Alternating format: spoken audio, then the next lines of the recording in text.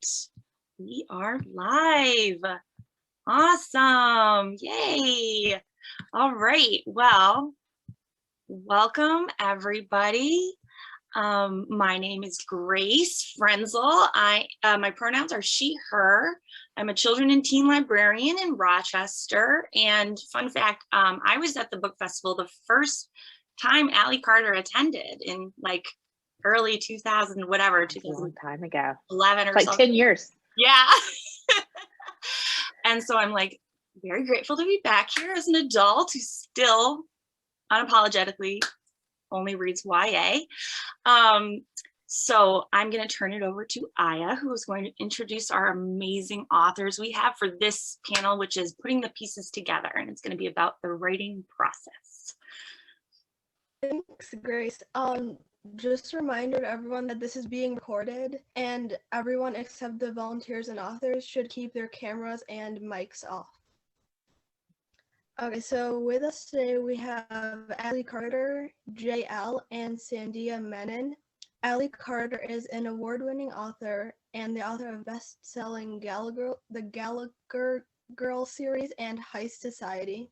Elle uses her writing to advocate for marginalized voices and is a proud author of the young adult fantasy duology Wings of Ebony. And Sandhya Menon is the best-selling author of several novels featuring girl power and swoony boys. Her books include the Dimple and Rishi series and From Twinkle with Love. So we hope you all enjoy getting to know these authors more.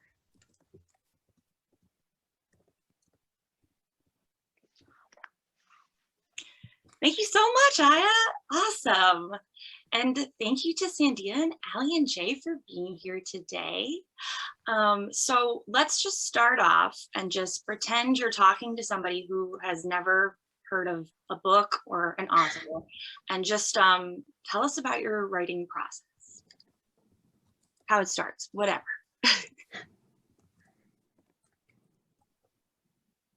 Maybe I should tell Sandhya first. Tell one of us to go first. Otherwise, we're going to sit here doing that. No, you go. No, you sorry, go. So sorry.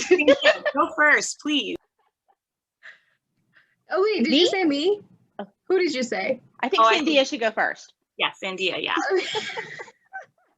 I love this. Like, authors are the most polite people I know. They're always like, no, I don't want to take too much time.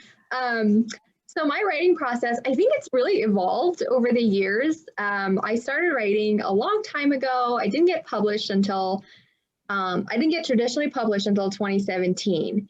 So it's only been like 4 years since I was first traditionally published, but I have been writing for, gosh, a lot, like more than a decade, novels. So my process has really evolved a lot. And I think that's one of the things that I've learned the most about writing and the process of writing is that it's okay for things to change as you change as a writer. So my current process is what works for me right now, but it's not what used to work for me. And probably won't work for me again, in the future. So take that with a grain of salt for any, new writers in the audience. But right now, what I like to do is before I start, I like to use character sheets to get to know my characters. So like my stories are very much based on, like I'll have like a spark of, I want to, for instance, of Princes and Promises is like a Frog Prince retelling, and it's set at an elite boarding school in the mountains.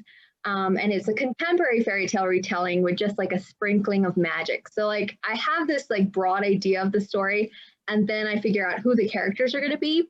And I do a character sheet, which basically talks about like who these characters are, and ask really cool questions like, what are their secrets? What's something people would be, or, your character would be embarrassed for people to know about them, things like that. So you really get to know your character very well. And once I know my characters, then I plot the novel and I get like this big Post-it sheet that covers my wall. And I use little Post-its to break down scenes. And once I have all the scenes in order, only then do I sit down to write. I used to be a total pantser where I would just sit down and write whatever I wanted. But I realized like with contracts and deadlines, I was spending way too much time trying to make the mess of a vomit draft into something readable. So now I like things a little bit more structured.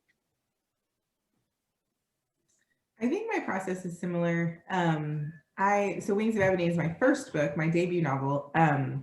And I think even just from the evolution of the drafts in that book, my process changed a lot. So when I wrote it, it involved a lot of pantsing because I hadn't a firm idea of who the character was, but I was like, well, what is the character gonna do? I don't know, let's go find out. And I ended up doing 2 full rewrites of this book. And so now my process is very similar to sort of where I fell at the end, like at that second rewrite phase, which is where I do a fair amount of outlining first. I really like to have like a synopsis. It's funny because when I started writing, I hated synopses, and now it's like I have to have one or I don't know what's happening. And a lot of times, like to my editor, I will send the synopsis first and be like, hey, this is what I'm thinking. So before I punch out like 100,000 words, does this work? And I find that that really works well for me now because it does give me this sort of like umbrella picture of the main plot threads and the character arc and sort of the major subplots, which I think is really helpful to see how those things click into place instead of having to write 80,000 words before I realize, oh wait, that doesn't exactly work. So it does help. And then from my synopsis, I usually, and just to clarify, my synopses are usually detailed. So like 3 to 5 pages. My latest series that I'm working on has a very broad world. And it's a trilogy, so that synopsis is 17 pages long, but it's really because I just needed to get into the weeds of it, you know? But after I have my synopsis, I go in and I create chapter summaries. Usually, when I create my synopsis, I usually use Save the Cat Writes a Novel by Jessica Brody to sort of understand my tentpole moments and understand like where my character's changing and those kinds of things. So I break that down into scene summaries or chapter summaries, usually just a short little paragraph. And it like you were saying, Sandhya, I can't write until I have my roadmap now, because otherwise it's just like, what am I doing? And I do find it's more efficient for me because there's less exploration. I mean, I do sometimes veer off the plan, but it at least gives me like purpose and direction when I sit down to execute that chapter. And so I think in the drafting phase, that's what I do to get through the draft. Revising, I tend to approach it a little differently, but drafting, it's getting organized and then spinning it out. I've now been doing this so long that I've had all of the processes and they all suck and I'm terrible at all of them and I hate all of them. That's my job. So it's, you know, when I first started out, I was a little bit of a seat of the pants writer. And then, but I originally, like when I was kind of a baby author or an aspiring writer, what I wrote first were screenplays. And they were bad and they have never been made into movies and they never will be, thank goodness. But I've always thought about my stories in terms of scenes. And so, well, this is the scene where they find this out. Okay, I know that there will eventually be a scene where they realize who the villain is. Where are they when that happens? What is the context of that happening? Do they overhear something? Do they find a clue? Is there an old piece of like videotape evidence? You know, like what does the villain monologue for a while? Like how exactly do they do that? And so now what I tend to do is it sounds a little bit like everybody else in that I do tend to have like a storyboard that they'll do. And Sandhya, I love that you also share my love of Post-it notes, because my house is just nothing but Post-it notes. I'm tempted to like spin the camera around and show you all of the Post-it notes in my office, except I think contractually I'm not allowed to for the thing that I'm working on right now, or I would, because they're everywhere. And so I'll do like the beat sheet and the lines and the acts and the sort of 3-act structure of that. And then I get into the writing of it and I realized that I had absolutely no idea what I was talking about when I outlined the whole thing, and nothing that I just wrote works. And then I go back and start from scratch, and I'll do this like 70 times, and then I'll cry, and then a lot, and then, you know, eat vast amounts of chocolate, and then I'll cry some more. And then I'll get on the phone with all my friends and talk about how I'm retiring and I'm never doing this again. And then they'll remind me that I say that every time. And so that is my writing process. That was amazing. Thank you so much. Oh my gosh. The next question I'm going to ask is, what is the best piece of advice about writing you've ever been given, and where did it come from? And let's start with Jay this time. That's all right. Oh, Sorry to put you on. best piece. No, it's okay. Best piece in my head, I was like, I'm gonna go last so I can think of a good answer. It's fine. I'll just give you whatever pops in my head. Best writing advice that I've gotten. It took me a while to understand what it meant. And it was a tweet I saw on Twitter, and I cannot tell you who said this, but they said, respect the process of writing. And at the time, I wasn't even querying yet. I was just sort of doing writing sprints on Twitter with the writing community there. And I will never forget sort of the way I felt this urgency to get to the point where my story was queryable. This sort of like desperate, like, I want to get finished so I can query, so I can, give this book a shot. And I realized in hindsight that I didn't understand what that tweet was saying, is that like the story has to sort of mature and grow, especially for being my first YA novel. Like it needed time. I was very much cutting my teeth on this book, which ended up being my debut. And I think that I didn't understand how much time I needed to like let things ferment and sit with the plot threads. And like, I ended up working, like I drafted very fast and then I revised slower. And so I think that in the beginning, I didn't understand that you really do need to sort of get to know the book and the world and the characters, and it's worth taking the time to really figure out the story you're trying to tell, and not feel like you're in a rush to get it done and get to the next step of querying, etc. Because I think that, I mean, it worked out, obviously. The book debuted, it hit the New York Times. Like, I'm not complaining, but I will never, ever, ever like rush the way I rushed with this book.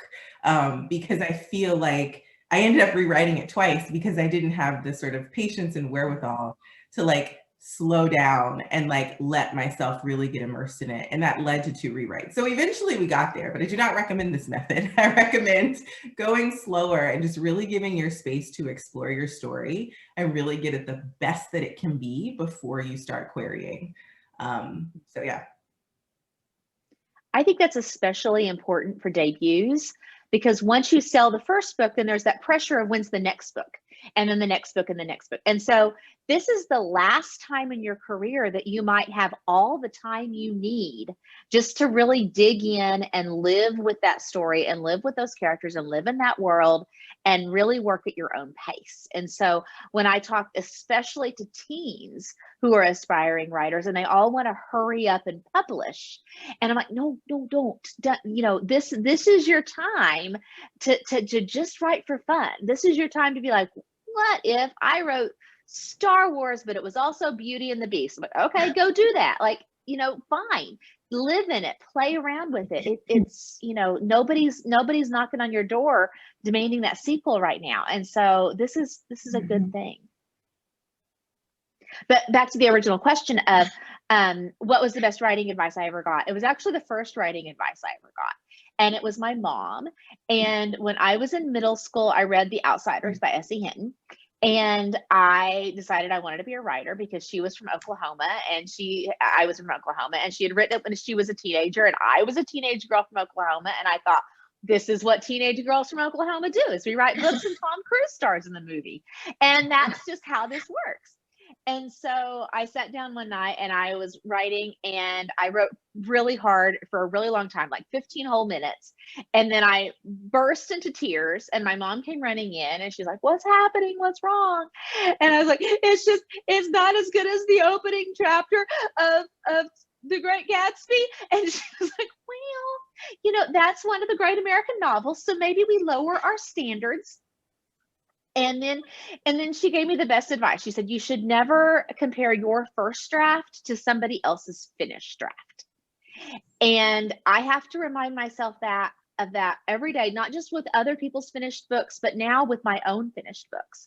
So when I'm working on Winterborn Home for Mayhem and Mystery, I am constantly being like, it's not as good as the first one. It's just not as good as Vengeance and Valor. It's never going to be as good as that first book. And so I'm comparing my first draft to somebody's finished draft, and that will get you in trouble every time. So take as many drafts as you need to get it to finished. Mm-hmm. I love that advice so much. I only recently heard that somewhere, someone was talking about it, and I was like, that's so true. We do that even, I think, just in regular life too, like on social media, you know, we're like, oh, look how put together they are. And I'm just wearing pajamas and nude. But yeah, I would say for mine, so the first time I heard this, I felt personally attacked. But since then, I've realized it's actually very sage advice. And especially for new writers, is learn how to finish projects.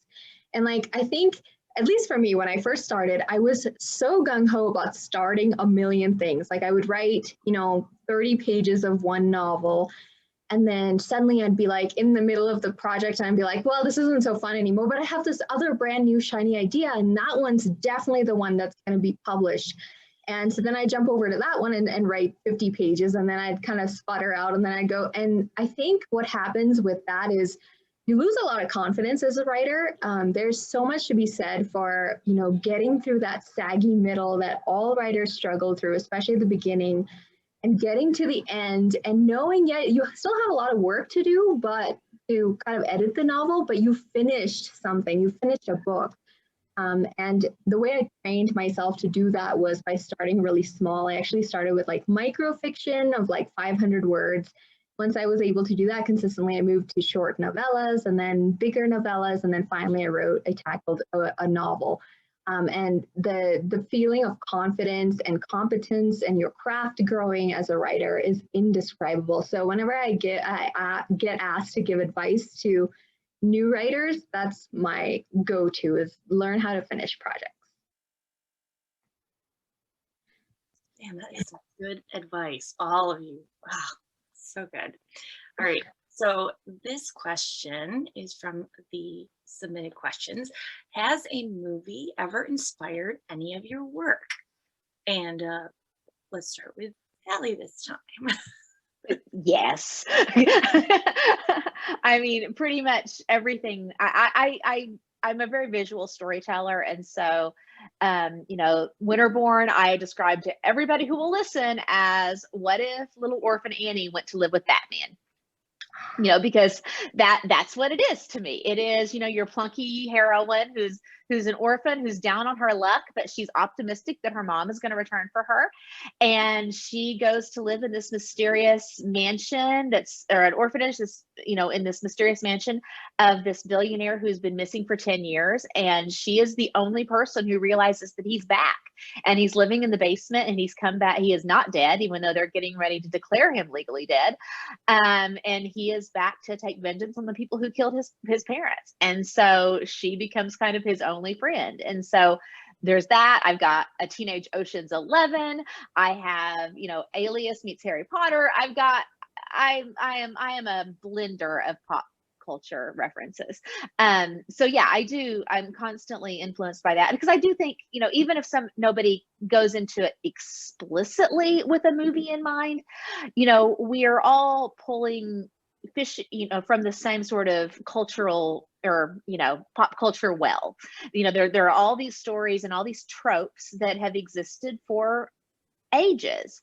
And so I don't think it's that uncommon, but certainly it's not the only way to do it. That I do think that there's, what always astounds me is I'll read reviews, or people will be like, well, I know what TV show you were ripping off here when you did that. And I'm like, I've never seen that show, but I've seen 17 other shows that are probably pretty comparable. So, yeah.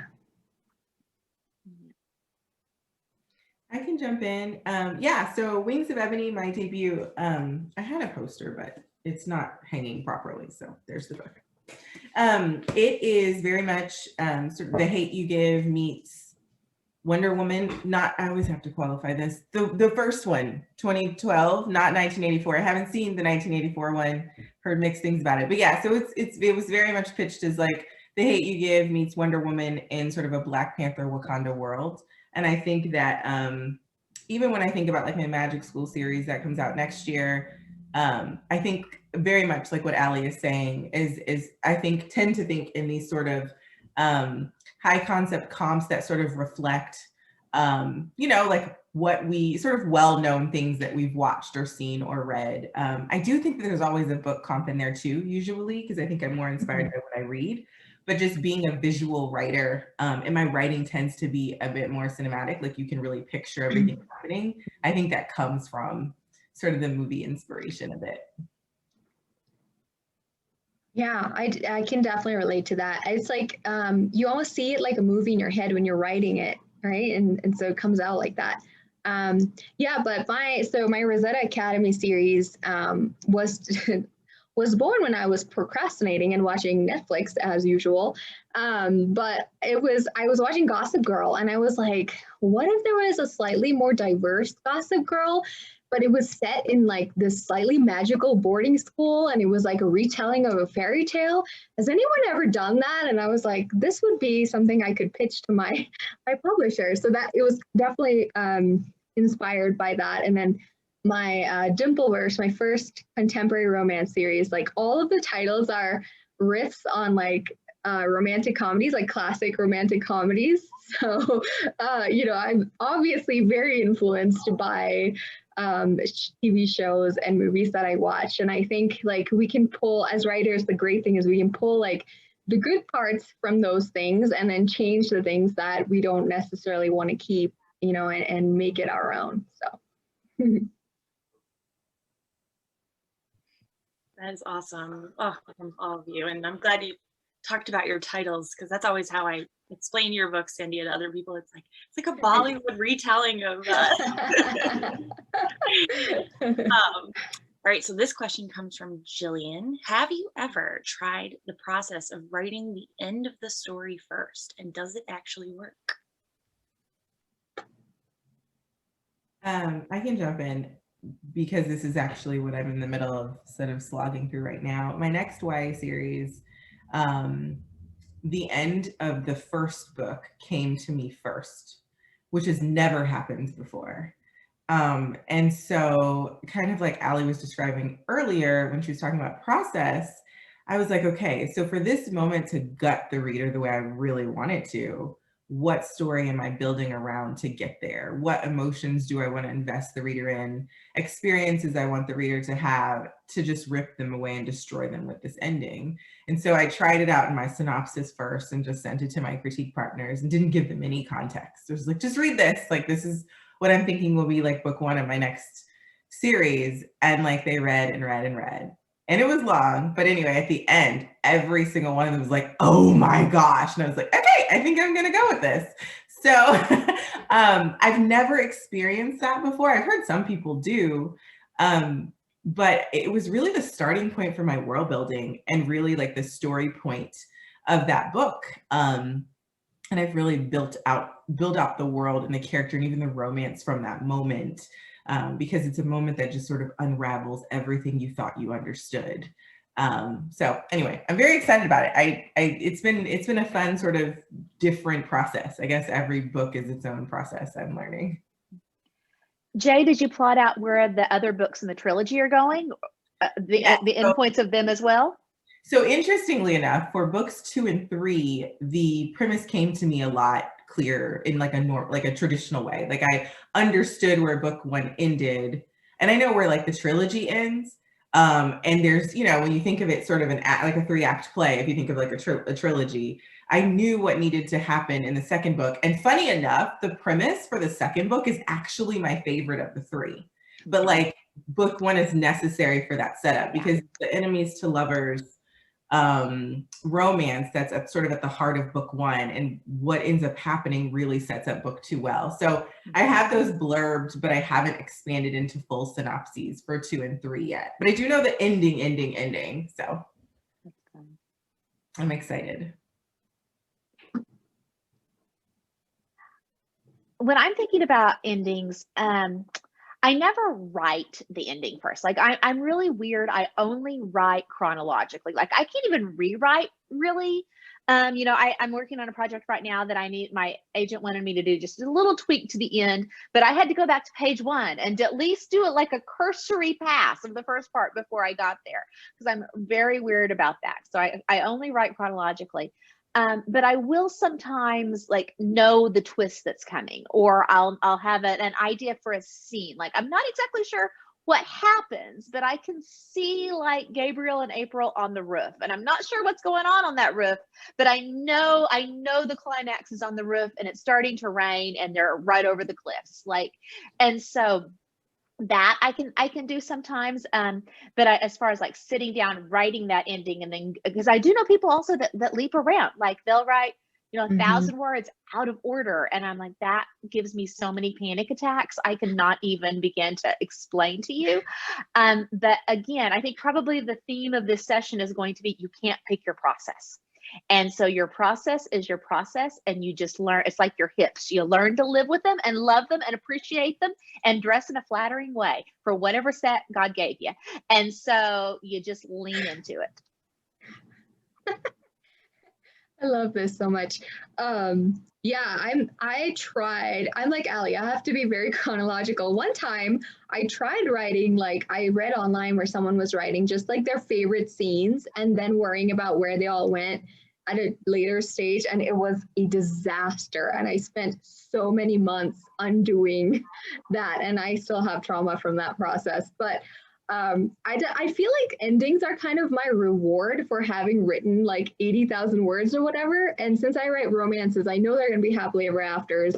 So I want that time that I spend with the characters and getting them through all the stuff that they go through in order to earn the right and, you know, to write that ending. So I tend not to rush the ending. I tend to like really savor as I go along that I'm going to eventually get to write this epic happy ending. So interesting. Awesome. Okay, so this just came from Kimberly. I really like this question. How do you tell the difference between being stuck in the messy middle of the book versus actually having an idea that's not working? Does anyone want to start, or should I explain it? I guess I can start. So I think the big thing for me that I have learned along the way is that if I have a solid idea that I have plotted and outlined and written a synopsis for and everything, then I know that the middle should work. By the time I get to the writing part, I have the story, you know, with all the different beats of the story all plotted out. So it should be working by that point. If I'm feeling like it's sluggish and slow, that means like the particular scene I'm writing is usually not working. It's not that the whole idea isn't working, but that I'm doing something wrong with the scene. And usually that means I don't know what the purpose of the scene is, because every scene in your book should be serving a purpose, should be taking you somewhere in the story. It shouldn't just be there because it's fun to write. Or, you know, sometimes people have this idea that you need like a bridge scene to get from one great scene to another great scene. And it's kind of a boring scene, but I'm going to put it in there anyway. But if it's a boring scene or if it doesn't serve a purpose, I've found that I need to usually just schwack it and figure out exactly what I'm trying to say in that particular scene or that part of the book.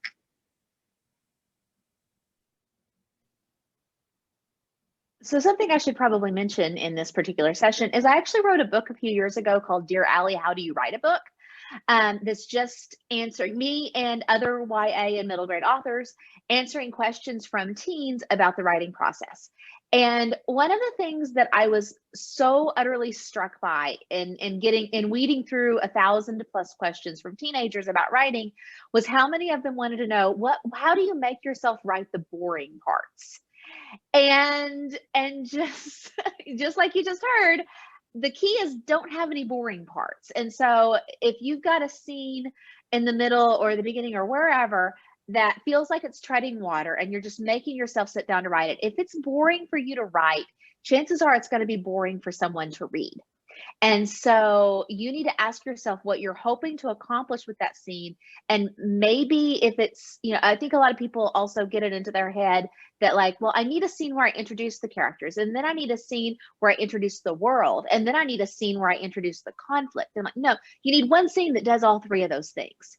And so every scene, especially early on, needs to on some level be functioning on multiple levels. And like, well, I need a funny scene, and then I need a scene with a lot of conflict. Well, maybe you need a funny conflict scene. So don't think about it in terms of each scene has to do with something, but try to have your scenes do multiple things. Also, I think part of me personally now in my process and how knowing whether it's a scene that doesn't work or a whole premise that doesn't work versus I'm just kind of slogging through the middle is I've done this enough times to know the difference. And usually I'm not to the point, like usually I don't get to the middle if the project itself doesn't have enough oomph in it. And so I always like to say that conflict is gas in the tank.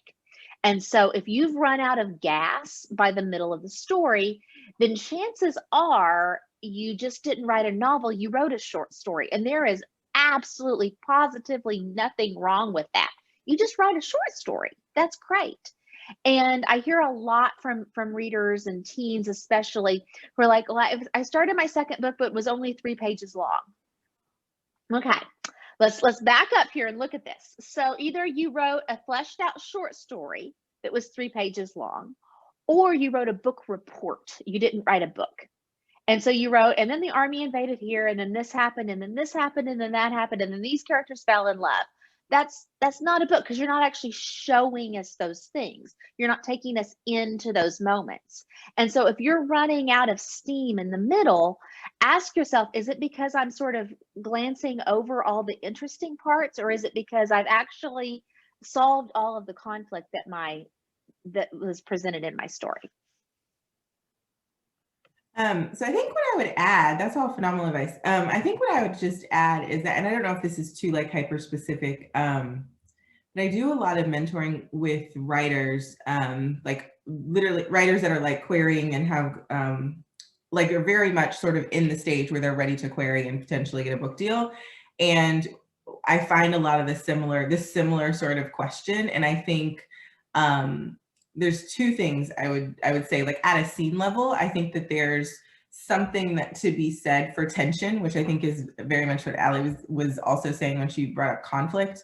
And I think that sometimes what I see most often, especially with newer writers, is that sometimes the scene is, and I think you were sort of getting to this too, Elle, is that you're telling us what's happening in the scene, so the tension is not landing, versus like letting us experience what's happening in the scene by showing it. And so I think that show versus tell, I think, is a huge thing, especially for newer writers, and just like forever. Like when I spit out my first draft, there's a lot more tell than like my finished draft, because I go in and I decide, what do I want to show? What is worth telling, And so I think doing a lot of sort of practice on like show versus tell. When do I show what's happening, and when is it important that I tell? And being strategic about where you place those things, because that really puppet masters the tension in your story in terms of like, do you have your reader's attention enough to tell them a little bit? Or do they need to be immersed? And so you need to really put them in the story and in the plot and show in that scene. And then I think the other part of it is that, for at least for what from my experience, is that a lot, I think, comes from character development. And so I think this is where outlining, even if you're not a hardcore outliner, because I wasn't either at first, can really help. Because if you look at where is my character beginning the story and where do I want them to end, if they are fundamentally changing sort of this like misbelief about their life or about society or about themselves, like how much needs to happen for them to get to point A to point C? And typically, if you like put yourself in your character's shoes, to change a person's worldview, or to suddenly become a confident person, or to suddenly believe that they deserve a happily ever after, that's not something that they can usually fix in a day. Right? They can't just go to school the next day and be like, you know what, today I do deserve romance. It takes a journey, right? And so you want to take your character on that journey. And I think those are your plot scenes that you're trying to figure out what to put in the middle. And I think that you're just making sure that each plot scene, like Sandhya was saying, has a point. And so this scene is, as fun as it is, it's changing your character some way, or at least challenging your character some way, so that they're either realizing that they need to change or are practicing changing but failing, etc. And so I think one way to tackle that is to really look at your character arc start to finish. Two of my favorite books on that, I think Save the Cat, actually, it's more plot focused, but I think it can be very helpful as well to help you figure out, like, how does the middle point of my story serve my story? How does it serve my character arc?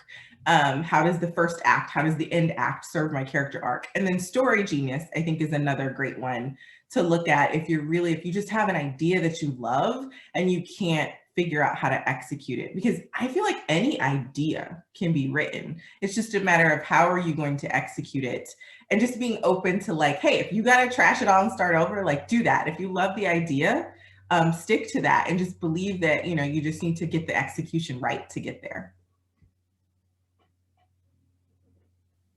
Gosh, this is so valuable. Oh my gosh, if we don't have any aspiring writers when this started, I think we probably do now. So the next question I have for you three that I always like to ask authors is, who are your writing icons or influences? Whomever can start. That has changed for me a lot through the years. Right, of late, I think the people that I'm sort of emulating are not necessarily always from a writing standpoint and like a voice standpoint or a tone or characters or whatever, but just in like a career management standpoint. And for a long time, I was a member of the Romance Writers of America, and I kind of grew up in the romance world. And what I used to love going to RWA conventions, because I would go to sessions and there would be somebody like a Susan Elizabeth Phillips or someone stand up in front of a room. And, you know, she's like, oh, I've been doing this for 30 years. And I wrote 17 historical romances, and then that market crashed. And then I wrote 27 these, and then that market crashed. And then I changed my name and wrote 42 of these, and then that market crashed. And then, and they just kept writing. And so those are the stories that I kind of find myself thinking about at this time. Like, you know, because especially with YA, I've seen YA boom, I've seen it crash, I've seen subgenres rise and fall. And at the end of the day, the people who do well and are happy in their careers are the people who just put their heads down and write. And I that's something that I keep going back to over and over and over again, is at the end of the day, turn off Twitter, put your head down, write. And so that's my personal sort of writing resolution of 2021. So but that's probably didn't answer your question. So sorry. I can jump in next. So I would say there's so many people I admire at a craft level, and then also like as a career, at a career management standpoint. My writing big sisters that have sort of held me up in the industry thus far and single-handedly dragged me across my debut finish line, because that was just, I never ever want to. I'm so glad I don't have to go back to them. I'm debuting, is so much pressure. Oh my gosh. But that's Nick Stone and Sandhya Tahir. And they have just been such incredible founts of wisdom and really like sistership. And like, I love that they tell you the truth about the industry. And I think that's just so important, like transparency going in. It's like, I have my first book deal. And it's like, it's sort of like all of these like shiny bright lights. And there's just so much to the industry that I think is important to know that is just not publicly talked about as much. And I think those things are very girding when you're sort of bright-eyed and bushy-tailed just getting in.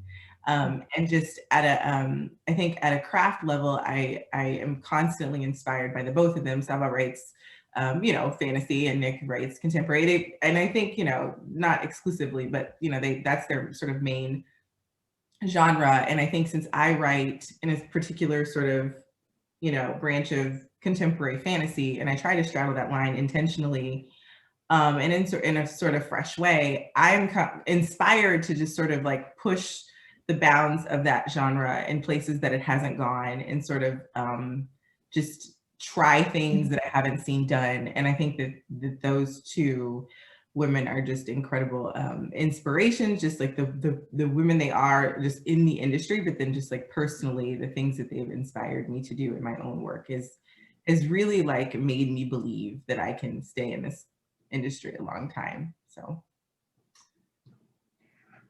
Gosh, yeah, I have so many too. And like, it's kind of a blend of what Ali and Jay are saying, where you have people you personally admire, you have people from the craft perspective, you have people just like purely because they've been doing it for so long. And as a writer, after your debut, you kind of realize all that takes to like keep going. It was on Twitter a while ago. I read this stat, like by year 10 of being published, only like it's like a single digit % of authors are still writing and publishing, which is very sobering. So yeah, for me, one of my big like idols is Jasmine Guillory. She writes adult romance. And I absolutely adore her from like, she's a great person too, which is always nice, but also her craft is just so great. I fell in love with the romance all over again when I read her books. Similarly, Helen Huang. And then in the YA space, Kirsten White, who has been publishing for over 10 years now, and Libba Bray, because she, I mean, oh my gosh, she has so much range. Like, there are so many people, but yeah, those are just some of my idols. That's awesome. Thank you. Yes, we have about 5 minutes left.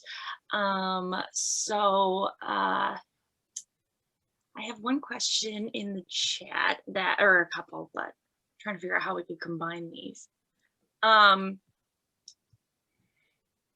Okay, so y'all have touched on this a little bit, and Jay especially, but one of the questions is, what do you do if you have part of a story idea, but not the rest?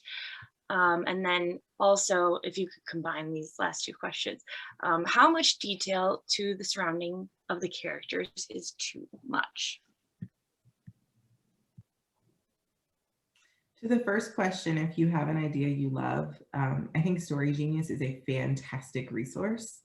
And the thing I love about it is it really sort of, the process doesn't work for everyone. So for some people who read it, it's more theoretical.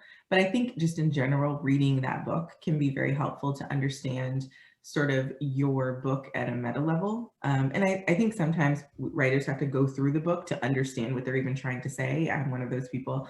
But I think that it helps you understand that an idea that you want to turn into a story needs certain components. And so I think it pushes you to think through those components, namely a character with a goal, stakes, and an obstacle to that goal.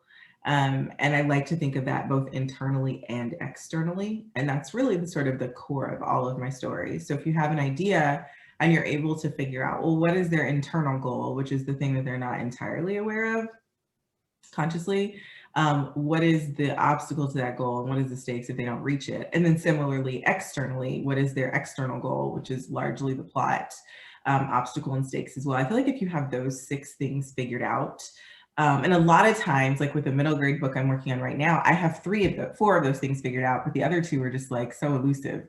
And so I find that when I can't quite get the idea down, it's because so there's something I don't understand internally in the character or like externally with the plot. And so I think really camping on that, or exploratory writing, is really fun. Just like writing throwaway scenes that are just sort of from side characters, or a fun piece of world building you want to explore, and just like a letting yourself steep in the world and see what comes to you is another thing that could be worth trying.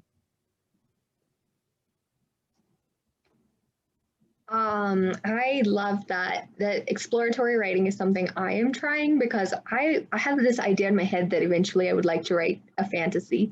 And, you know, I've written like 6 now or 7 contemporary books. So it's definitely like a change of pace for me. And that's what I'm doing, is just trying to figure out, like, you know, who are these characters? What is this world? What makes everybody tick? Like, what am I trying to say? What's the tone I'm going for? It's super helpful. And just to add on, I haven't read Story Genius, but I've heard a lot of really good things about it. And then another book that's helped me personally is The Plot Whisperer by Martha Alderson. I think she also has YouTube, like a free YouTube series you can watch, but similar to what Jay was saying, it's super helpful in helping you just, kind of figure out what is each scene about, like what are you trying to, what kind of beats are you trying to hit in your story and what are you trying to do in your story? So it can be really useful if you are kind of like, have this part of the story or this part, but I don't really have the rest figured out. It's kind of a step-by-step kind of thing that might help you. I actually just wrote both of those things down. I'm going to go look them up because they sound very helpful. One of the things that I like to do sometimes is I call it the beauty parlor test, because I'll go to get my hair cut or colored, or I would back in the before days. And inevitably my hairdresser, who's been my hairdresser for forever, Michelle, will say, so what's your new book about? And I will have to tell Michelle what my book is about. And I find that actually incredibly useful, because a couple of things will happen. Like if I haven't figured everything else out yet, I'm not allowed to tell Michelle that. So I just kind of have to wing it. And what I find is usually that on a subconscious level, I know the answers to a lot of these questions. And when you're forced to just like stop thinking about it and just tell the story comes out a lot of times. Also, something that's very interesting about that will happen is I will leave out subplots and characters and stuff. And then at the end, when I get to the end of the story, I'm like, oh, maybe that means I don't need that. And so just sort of, because I find that, and sometimes it's Michelle, sometimes it's just a friend on the phone, but forcing yourself to tell the story out loud, you figure out a lot of where the holes are. And a lot of the holes that you thought you had on paper, you're like, oh, actually, there is a much, much simpler way of getting from point A to point B. And you realize, I remember being at a retreat a few years ago with a couple of writers, and one of them was like, well, it's after dinner, I gotta go, I gotta write 3,000 words before bed, I gotta write a scene where she figures out XYZ. And Kelly Link, who is the world's best short story writer, was standing there, and she was like, why would you need 3,000 words to do that? Because Kelly's a short story writer. And it was Lee Bardugo, so it was, and Lee was like, oh, I gotta, she's gotta do this and this and this. And Kelly's like, you do realize she could, like, somebody could just tell her that in like 2 sentences. And Lee's like, somebody could just tell her that in 2 sentences. And so I think sometimes we have it in our minds that we have to make things a lot more complicated than they are. And so if you force yourself to just say it all, I think sometimes your brain will do the editing and will connect the dots for you sometimes. And to the first part of that question about like how much detail to put in, put the amount that you need and leave the rest.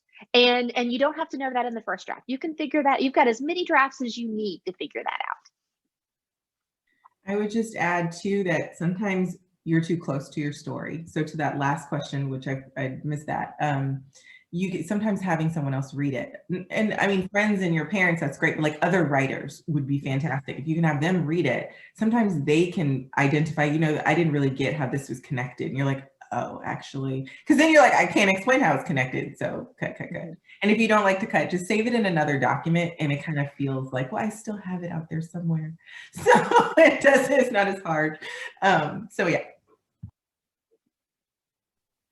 Okay, awesome. Oh my gosh, that went by so fast. Okay, thank you all so much. We are so lucky to have you here today. And thank you to the volunteers. And yeah, stay tuned. We got one more group of panels after this from 3 to 4. Thank you. Thank you, everyone. Thank you for having